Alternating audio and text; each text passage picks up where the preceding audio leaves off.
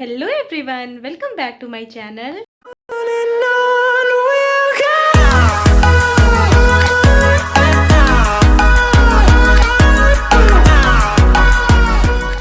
I hope आप लोग बहुत अच्छे होंगे। ये कटा हुआ पपीता अभी हम जा रहे हैं पापा को देने।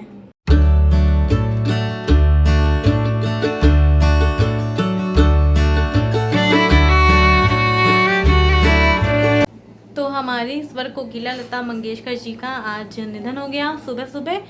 तो वो बहुत दिनों से वो वेंटिलेटर पे थी ना। 8 फरवरी से। हाँ, एज भी बहुत 8 जनवरी को 8 फरवरी से कोविड हुआ था ना उन्हें। कोविड हुआ तो और भी तबीयत उनकी खराब थी पहले। एज भी था क्योंकि 92 ईयर्स प्लस 100 सेंचुरी पूरी करने में सिर्फ 8 साल थे। तो 1929 में 28 सितंबर 1929 में उनका जन्म हुआ था। हाँ, और 6 फरवरी 1922 में डेथ हुई है।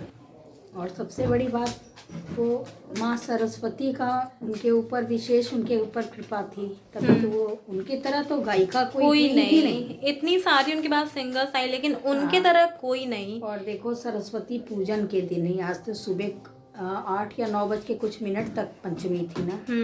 वो सरस्वती पूजन वाले दिन ही एक्सपायर की। माँ सरस्वती उनको अपनी ही गोद में ले गई, ऐसा लग रहा है।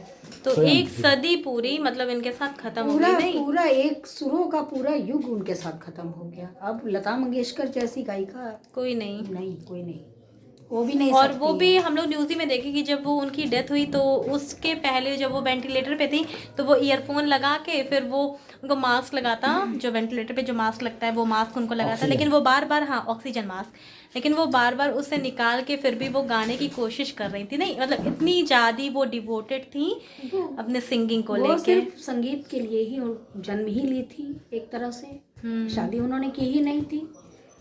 3 बहनें थीं, तीनों बहनों में लता जी जो हैं और उषा मंगेशकर, इन दोनों ने शादी नहीं की थी, आशा जी ने की थी। और पूरी लाइफ इन्होंने संगीत को ही दे दिया था। हाँ, और ये भारत रत्न भी इनको मिला था ना। भारत रत्न भी मिला है, दादा साहब फाल्के पुरस्कार भी इनको हाँ, मिला तो 2 दिन का राष्ट्रीय शोक है। झंडा अभी झुक गया और 2 दिन तक झुका ही रहेगा। मतलब ठीक है, अब शरीर तो उनका चला गया, लेकिन ये तो है कि उनके गानों में घर घर में उनके कौन बच्चा जानता है, इस जनरेशन के बच्चे जानते हैं कि लता मंगेशकर। तो ऐ मेरे वतन के लोगों, उनकी आवाज की तरह तो किसी की आवाज ना थी ना हो। तेरे बंदे हम ऐसे हों हमारे कर्म। हाँ, ये सारे जो गाने हैं वो कभी किसी की जुबान से हट ही नहीं सकता है, न आत्मा से। तो वो तो आत्माओं में जीवित ही रहेंगे, तो भगवान उनकी आत्मा को शांति दे।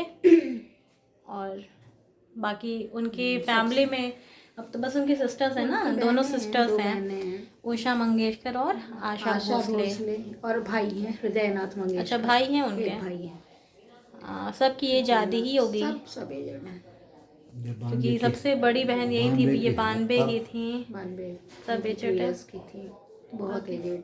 लेकिन आज भी उनकी जो मतलब आवाज़ थी, पता नहीं क्या खासियत थी उनकी आवाज़ में। अमेरिका डिमांड किया है ना कि उनके डिमांड नहीं किया है, पहले से खरीद लिया था। इंडिया गवर्नमेंट के साथ अमेरिका गवर्नमेंट का बहुत पहले ही ये करार हो चुका है कि इनके डेथ के बाद इनके जो मतलब स्वर की नली है, मतलब ये गले से लेके ये पूरा वो जांचेंगे और उसी के उस पे हाँ वो कुछ ना कुछ ऐसा रिसर्च करके कुछ बनाएंगे साइंटिफिक उससे, क्योंकि इनकी जैसी आवाज़ होती नहीं है जल्दी। जो इंडिया जो हीरा। तो अभी हो चुकी है शाम और हम लोग जा रहे हैं चाय पीने। क्या बाबू को भी हेलो गाइस करना है। यहाँ आओ, यहाँ आओ। बाबू यहाँ है। बाबू क्या कर रहा है? क्या खेल रहा है बताओ? बाबू कैंडी क्रश खेल रहा है। कैंडी क्रश में उससे वो पर्पल, ये जानता है पर्पल कौन सा है बेटा? पर्पल उसी को खट्टे खट्टे मारता है। पर्पल बोलो तो पर्पल, ग्रीन बोलो तो ग्रीन, और कौन सा है? रेड। टैलेंटेड है, तो गेम से भी बच्चे सीख जाते हैं। तो कलर के लिए ज़्यादा नहीं, हम लोग एक दो बार क्या 2 दिन 3 दिन में अगर एक 2 मिनट के लिए अगर पा गया तो पा गया, या तो मेरे साथ खेलता है या दीदी के साथ।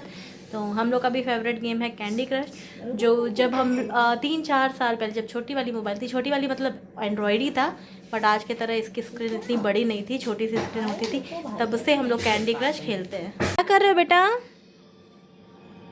शिकू बता दो क्या कर रहे हो?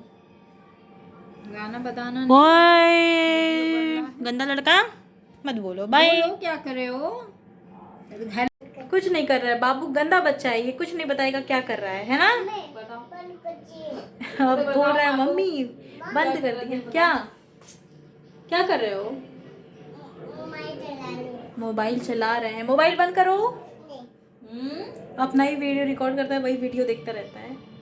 तो डिनर हमारा हो गया, पूड़ी सब्जी चावल दाल और सेवई, आज घर में बनी थी सेवई, तो इतना कुछ हम खा लिए हैं और अब कुछ देर में सो जाएंगे। तो आज के ब्लॉग को यहाँ पे एंड करते हैं। अगर आपको ये ब्लॉग पसंद आएगा तो इसे लाइक कर दीजिएगा, चैनल को सब्सक्राइब कर दीजिएगा। फिर मिलेंगे आपसे नेक्स्ट ब्लॉग में, तब तक के लिए bye bye and thank you so much for watching this blog.